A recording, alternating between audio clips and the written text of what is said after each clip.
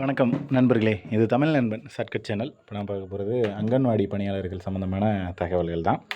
என்ன அப்படின்னு பார்த்தீங்கன்னா, இந்த அங்கன்வாடி பணியாளர்களுக்கு நோட்டிஃபிகேஷன் அப்படின்றது கொடுத்துக்கிட்டு இருக்காங்க. அது ஒரு மாவட்டத்திற்கும் தனித்தனியாக நோட்டிஃபிகேஷன் அப்படின்றது வந்துக்கிட்டு தான் இருக்குது. ஸோ எல்லா மாவட்டத்துக்கும் ஒரே டைமில் ஒரே நேரத்தில் வருமா அப்படின்னா இல்லை. நாகப்பட்டினம் மாவட்டத்துக்கு கொடுத்துருக்காங்க. ஸோ அடுத்தடுத்த கட்டங்களில் உங்களுக்கு நோட்டிஃபிகேஷன் அப்படின்றது ஒரு மாவட்டத்துக்கும் தனித்தனியாக கொடுப்பாங்க. ஸோ இது பார்த்தீங்க அப்படின்னா, உங்களுக்கு மிகப்பெரிய ஒரு ஆப்பர்ச்சுனிட்டி அப்படின்ற மாதிரி தான். என்ன ரீசன்னால் அப்படின்னு பார்த்தீங்கன்னா, ஃபுல் அண்ட் ஃபுல் இதில் பெண்கள் மட்டும்தான், வெறும் பெண்களுக்கான இடஒதுக்கீடு மட்டும்தான் இதுக்கு. வெறும் பெண்கள் மட்டும்தான் அப்ளையே பண்ண முடியும். ஸோ அப்படின்ற பட்சத்தில் இது முழுக்க முழுக்க உங்களுக்கு கிடைச்ச ஒரு ஆப்பர்ச்சுனிட்டி அப்படின்றது. ஏன்னா நம்ம அதை விட்டுட்டு மிஸ் பண்ணிவிட்டு இது எல்லாத்தையும் இது பண்ணிவிட்டு அதுக்கப்புறம் ஒரு ஆப்பர்ச்சுனிட்டி கிடைக்கல, நமக்கான சான்ஸ் கிடைக்கல, நமக்கான ஒரு வேக்கண்ட் கிடைக்கல, ஒரு இது இல்லை அப்படின்ற மாதிரி வருத்தப்படாமல் நீங்கள் இதை ஃபுல்ஃபில்லாக முழு முயற்சியோடு ஈடுபட்டு படிக்க ஆரம்பிச்சிங்க அப்படின்னா கண்டிப்பாக உங்களுக்கு இன்டர்வியூவில் ஒரு நல்ல மார்க் அப்படின்றது உங்களால் ஸ்கோர் பண்ண முடியும். நல்ல மார்க் ஸ்கோர் பண்ணுறதும் இல்லாமல் நல்லா நம்ம வேலையை கிடைக்கிறதுக்கான வாய்ப்புகள் அப்படின்றது நிறையவே இருக்குது. ஸோ இதில் இன்னும் ஒரு சிலருக்கு ஒரு சில சந்தேகங்கள் அப்படின்றது இருக்குது. நல்லா பார்த்தீங்க அப்படின்னா, அங்கன்வாடி பணியாளர் அப்படிங்கிறது ஒரு காலி பணியிடம், அங்கன்வாடி உதவியாளர் அப்படிங்கிறது வேறு ஒரு காலி பணியிடம். ரெண்டுக்கும் பே ஸ்கேல் அப்படின்றது வேறு வேறு. 7,700 இருந்து 24,200 வரையும் அங்கன்வாடி பணியாளர்களுக்கு. அங்கன்வாடி உதவியாளருக்கு 4,100லேருந்து 12,500 வரையும் இந்த பே ஸ்கேல் அப்படின்றது இருக்குது. இதற்கான கல்வி தகுதி அப்படின்னு பார்த்தீங்கன்னா, இதுக்கு 12ஆம் வகுப்பு படிச்சிருக்கணும். அங்கன்வாடி உதவியாளருக்கு பார்த்தீங்கன்னா 10ஆம் வகுப்பு படிச்சிருக்கணும். ஸோ நீங்கள் இது 12ஆம் வகுப்பும் 10ஆம் வகுப்பும் படிச்சிருக்கணும். அதாவது ஒரு சிலர் கால் பண்ணிவிட்டு அங்கன்வாடி பணியாளருக்கு நான் போடுறேன், 10th படிச்சிருக்கேன் முடியுமா அப்படின்னு கேட்குறீங்க. இல்லைங்க முடியாது அப்படின்னு சொன்னால், சார் நீங்கள் தான் சொன்னீங்க நோட்டிஃபிகேஷனில் அப்படின்னு கேட்குறீங்க. நம்ம அப்ளை பண்ணுறது அங்கன்வாடி பணியாளருக்கா அல்லது அங்கன்வாடி உதவியாளருக்கா அப்படிங்கிறத தெளிவாக தெரிஞ்சுக்கிங்க. ஸோ அதில் எந்த வேக்கண்ட்டுக்கு என்ன குவாலிஃபிகேஷன் அப்படிங்கிறத தெளிவாக தெரிஞ்சுக்கிங்க. ஏன்னா இதுலேயே குழப்பம் இருந்துச்சு அப்படின்னா நம்ம ஜஸ்ட்டு இன்டர்வியூவில் பெரிய பெரிய கேள்விகள் கேட்குறதுன்னு இல்லை, இந்த மாதிரியான கேள்விகள் கேட்பாங்க. நீங்கள் என்ன போஸ்டிங்க்கு அப்ளை பண்ணியிருக்கீங்க அப்படின்னு கேட்டால் கூட நம்மளுக்கு தெளிவாக சொல்ல வரணும், சொல்ல தெரியும். ஸோ அதனால் முடிஞ்ச வரைக்கும் என்ன போஸ்டிங்கு அதில் என்ன ஏஜ் லிமிட்டு இப்படிங்கிறத தெளிவாக தெரிஞ்சுக்கிங்க. அப்புறம் ஏஜ் லிமிட் பொறுத்தளவுக்கு பார்த்தீங்கன்னா, அங்கன்வாடி பணியாளர் இவங்களுக்கு அதிகபட்ச வயது அப்படின்றது என்ன அப்படின்னா 25லேருந்து 35 வரை நார்மல் கேண்டிடேட்டுக்கு.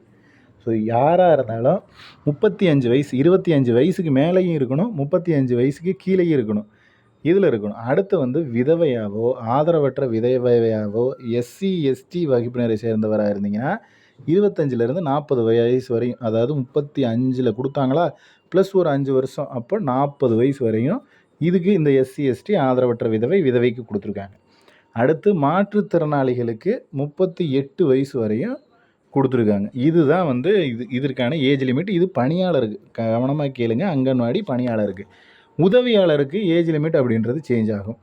ஸோ இதுவே நார்மல் கேண்டிடேட்டாக இருக்கீங்க அப்படின்னா உங்களுக்கு 20லேருந்து 40 வரை, அங்கே 35 பார்த்தோம், இங்கே 40 வரையும் நீங்கள் உதவியாளருக்கு அப்ளை பண்ணிக்கலாம். எனக்கு 37 வயசு ஆகிடுச்சு, நான் இதுக்கு அப்ளை பண்ணலாமான்னா நீங்கள் 12ஆம் வகுப்பு படிச்சிருந்தாலும் அங்கன்வாடி உதவியாளருக்கு தான் அப்ளை பண்ண முடியும். ஏன்னா அந்த இடத்துல உங்களுக்கு ஏஜ் லிமிட் முடிஞ்சிச்சு. ஒருவேளை விதவை ஆதரவற்ற விதவையாக இருக்கிற பட்சத்தில் அங்கே அப்ளை பண்ணலாம். இங்கே பார்த்தீங்க விதவைக்கும் ஆதரவற்ற விதவை எஸ்சி எஸ்டி வகுப்பினருக்கு 45 வயது வரையும் அப்ளை பண்ணலாம் அப்படின்றத மென்ஷன் பண்ணியிருக்காங்க. ஸோ மேபி உங்களுக்கு 43 வயசு ஆகிடுச்சு, நான் ஆதரவற்ற விதவை அல்லது விதவையாக இருக்கேன்னா மட்டும்தான் நீங்கள் அப்ளைவே பண்ண முடியும். இல்லை அந்த சர்டிஃபிகேட்டில் எதுலேயுமே வரமாட்டேன், எனக்கு 42 வயசு ஆகிடுச்சு அப்படின்னா நீங்கள் எந்த வேலைக்கும் அப்ளை பண்ண முடியாது, எலிஜிபிள் கிடையாது அப்படின்றத சொல்லியிருக்காங்க. மாற்றுத்திறனாளிகளுக்கு 20லேருந்து 43 வயசு வரையும். ஸோ இந்த ஏஜ் லிமிட் அப்படின்றது கம்பல்சரி ஃபாலோ பண்ணுவாங்க. உங்களால் அங்கன்வாடி பணியாளர்களுக்கு ஏஜ் லிமிட் இல்லை அப்படின்னாலும் அங்கன்வாடி உதவியாளருக்கு போடலாம். உதவியாளருக்கு எல்லா பணியிடத்திற்கும் 5 வருடங்கள் அப்படின்றத எக்ஸ்டெண்ட் பண்ணியிருக்காங்க. ப்ளஸ் உதவியாளருக்கும் பணியாளருக்கும் என்ன வித்தியாசம்னா, உதவியாளர் வெறும் 10ஆம் வகுப்பு படித்தால் போதும், அங்கன்வாடி பணியாளர் அப்படிங்கிறது 12ஆம் வகுப்பு படிக்கணும், +2 படிச்சிருக்கணும் அப்படின்றத அவங்க தெளிவாக கொடுத்துருக்காங்க. ஓகேவா?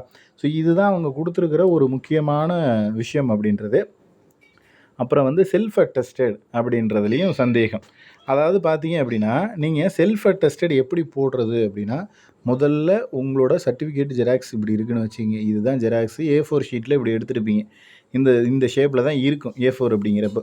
இந்த கார்னரில் கீழே உங்களுக்கு ஸ்பேஸ் இருக்கும். அந்த இடத்துல தான் நீங்கள் உங்களுடைய சைன் செல்ஃப் அட்டஸ்டட் அப்படின்னா, உங்களுடைய சுய சான்றப்பம் அப்படிங்கிறது உங்களுடைய செல்ஃப் அட்டஸ்டட் போட்டு நீங்கள் வந்துட்டு அதை அப்ளை பண்ணி அதுக்கு தான் வந்து அப்ளை பண்ண போகிறீங்க. ஸோ அதனால் அந்த விஷயங்களை கொஞ்சம் தெளிவாக 12ஆம் வகுப்புனா அதற்கான சான்றிதழ், 10ஆம் வகுப்புனா அதற்கான சான்றிதழ் எல்லாமே போட்டு தான் நம்ம செல்ஃப் அட்டஸ்டட் கொடுக்கணும்.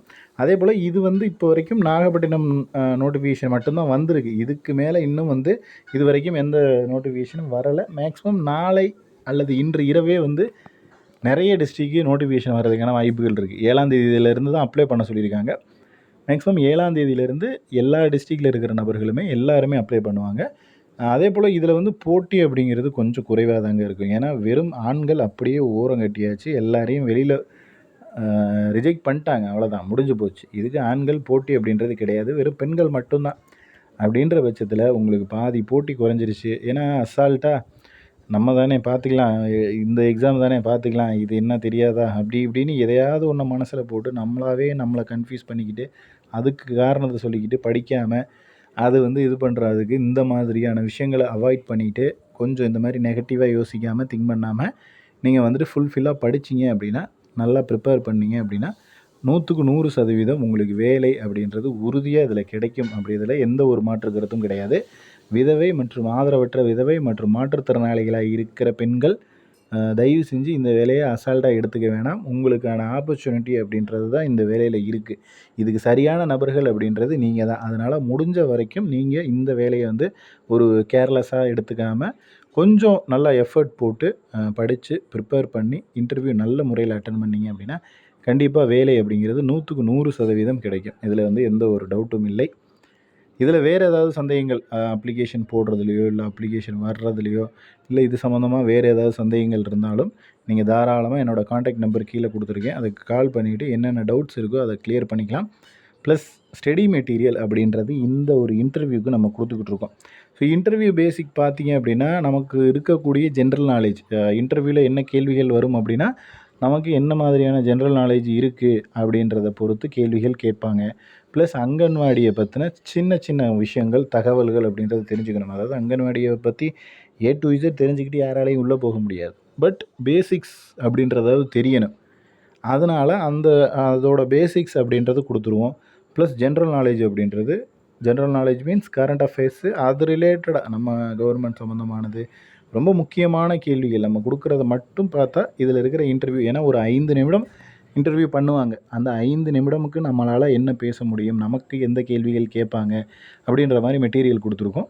இப்போ இருந்து நீங்கள் படிச்சிங்கன்னா தான் கண்டிப்பாக சக்ஸஸ் ஆக முடியும். அதாவது நோட்டிஃபிகேஷன் வந்துடுச்சு, நான் இதுக்கப்புறம் படிக்கிறேன், இதுக்கு மேலே படித்தேன்னா நான் ஜெயிச்சிருவேன், இதுக்கப்புறம் நான் படித்தனாலே எனக்கு போதும் அப்படின்ற மாதிரியான மனநிலை வேண்டாம்.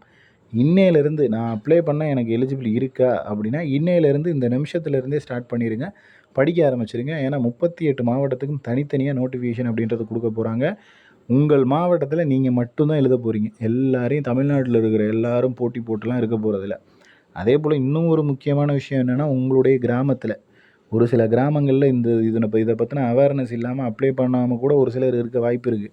அதனால் வெறும் அப்ளிகேஷனை போட்டுட்டு இன்டர்வியூவில் கேட்குற கேள்விகளுக்கு 1-2 பதில்கள் சொன்னீங்கன்னா கூட உங்களுக்கு வேலை கிடைக்கிறதுக்கான சான்சஸ் அப்படின்றது இருக்குது. அதனால தான் சொல்கிறேன், நம்மளை ஃபாலோ பண்ணுறவங்க, உங்களுக்கு தெரிஞ்சவங்க, உங்களுக்கு தெரிஞ்சிருக்கு அப்படின்னா இதை பற்றி நீங்கள் அதுக்கு அப்ளிகேஷன் போடுங்க. உங்களுக்கான வாய்ப்பு அப்படின்றத வந்து தவற விடாமல் இதில் உள்ளே போக பாருங்கள். ஏன்னா அது சான்ஸ் அப்படிங்கிறது ஒரு வாட்டி தான் கிடைக்கும். இதுக்கப்புறம் 5 வருடம் ஆகுதோ 10 வருடம் ஆகுதோ எத்தனை வருடங்கள் கழித்து நோட்டிஃபிகேஷன் வருது அப்படிங்கிறது தெரியாது. அந்த வருடங்களில் நமக்கு இந்த ஏஜில் இருப்போமா, நமக்கு அப்ளை பண்ணுற ஏஜ் இருக்குமா அப்படிங்கிறது தெரியாது. நம்ம ஒரு இன்டர்வியூக்கு ப்ரிப்பேர் பண்ணுற மனநிலையில் இருப்போமாங்கிறதும் தெரியாது. ஸோ ஏகப்பட்ட விஷயங்களை தாண்டி தான் இப்போ ஒரு நோட்டிஃபிகேஷன் அப்படின்றது வந்திருக்கு. நமக்கு இதில் எலிஜிபிள் இருந்துச்சு அப்படின்னா 100க்கு 100% நீங்கள் வந்துட்டு தாராளமாக அப்ளை பண்ணிவிட்டு எக்ஸாம்ஸ் வந்து நல்ல முறையில் அதாவது இன்டர்வியூ வந்து நல்ல முறையில் எழுதிட்டு பாஸ் பண்ணிவிட்டு ஜாப் வாங்கிக்கலாம். அதில் வந்து எந்த சந்தேகமும் இல்லை.